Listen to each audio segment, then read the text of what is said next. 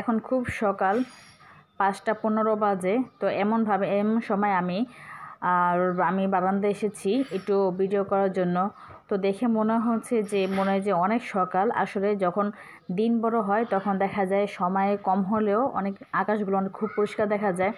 এত পরিষ্কার দেখা যাচ্ছে যে মনে হচ্ছে যে 7টা বা 8টা বেজে গেছে। আসলে না, 5টা 15 বাজে। আমি মাত্র দেখলাম যে 5টা 15 বাজে। তো এই জন্য একটু বারান্দায় এসে দাঁড়ালাম। একটু হালকা শিরশির বাতাস আসছিল, আর আবহাওয়াটা খুব ভালোই ছিল, কোনো রোদ ছিল না, ঠান্ডা বাতাস, খুব ভালো লাগছিল। তার জন্য একটু বারান্দায় এসে দাঁড়ানোর পরে আমি বললাম যে একটু ক্যামেরার ভিডিওটা করি। তো এই জন্য ক্যামেরা ঘর থেকে নিয়ে এসে একটু ভিডিও করলাম। তো প্রথম ক্লিপ একটু ভিডিওটা দেওয়ার জন্য একটু করলাম আপনাদের দেখার জন্য। মানে এরকম ভাল লাগে মাঝে মাঝে একটু। আমি তো বাহিরে কম যাই, তো দেখা যায় বারান্দার মধ্যে একটু দাঁড়িয়ে থাকি অনেক সময়। আর সারাদিন ঘরে কাজকর্মে দিন পার হয়ে যায়, ওইভাবে বারান্দার সামনে আমার আসা হয় না। তো আজকে আসলাম। তো এখানে আমি ভাত বসিয়েছিলাম। তো এখানে আমাদের গ্যাস চলে গেছে, তো আমি আবার সিলিন্ডারে বসেছি। আসলে আমাদের দুপুরে বাজার করা হবে, রান্নার জন্য ওরকম কোনো কিছু নাই। তো ভাত বসিয়ে দিয়েছি, আর এখানে গরুর মাংস ছিল, তো ওইটাকে আমি আলু দিয়ে ঝোল করে রান্না করব। আর এখানে কিছু ছিল, ওই করলা ছিল।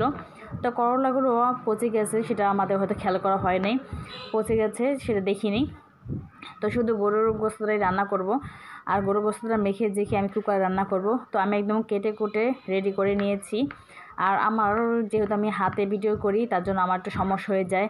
আমি সব রকম ভিডিও করতে পারি না, আমি কেটে কুটে তারপর আবার হাত দিয়ে ভিডিও করছি। এখানে সব ধরনের মশলা দিয়ে দিয়েছি, আদা রসুন বাটা, জিরা বাটা, তারপর এলাচ, দারচিনি, লবঙ্গ যা ছিল সব মশলা আমি একবারে মেখে দিয়ে দিয়েছি। দিয়ে কতগুলো পেঁয়াজ কেটে তেল দিয়ে দিয়েছি। এখানে আমি হাত ধোয়া পানিটা একটু দিয়ে দিয়েছি, যাতে একটু ভালো করে যেন কষায়। তো এখানে বসে দিয়ে আমি সুইচটা অন করে দিলাম।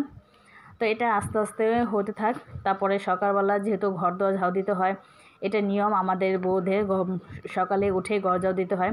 যেহেতু আমি নামাজটা আগেই পড়ে ফেলেছি, আমি আজানের সময় উঠেছিলাম, তো নামাজ পড়েই ভাত বসিয়ে দিয়েছি। বারান্দার সামনে একটু গেলাম, ঘুরলাম।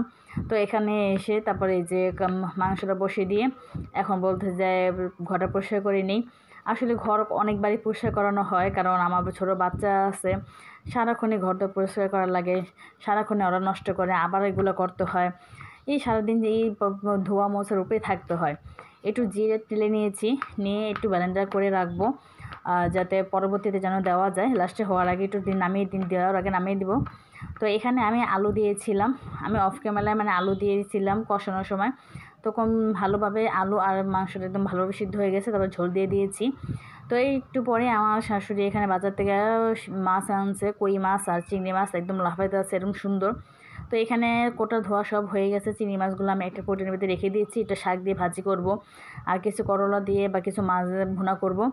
আর এখানে ছোটো ছোটো চিংড়ি, যেহেতু বড় চিংড়ির অনেক দাম, ওটা কেনা সবসময় হয় না, এই জন্য আমরা এই ছোটোটাই কিনেছি। আসলে যা যা সংসার অনুযায়ী যা যা ইনকামের উপর আমরা চলি। তো এখানে আমি রান্না করার জন্য 3 পিস আলাদা রেখে দিয়েছি, আর ওইগুলো পোটলা করে রেখে দিয়েছি। তো এখানে আমি ফ্রিজে রেখে দিব। আসলে ফ্রিজটা খুব ভরে গিয়েছিল, গরুর মাংসে ভরে ছিল, তো আমি নিচের থাকে রেখেছি। তো এইভাবেই। আর এটা ছিল আমাদের গাছের শাক, আমাদের বাসায় গাছ আছে, গাছের শাক একদম টাটকা।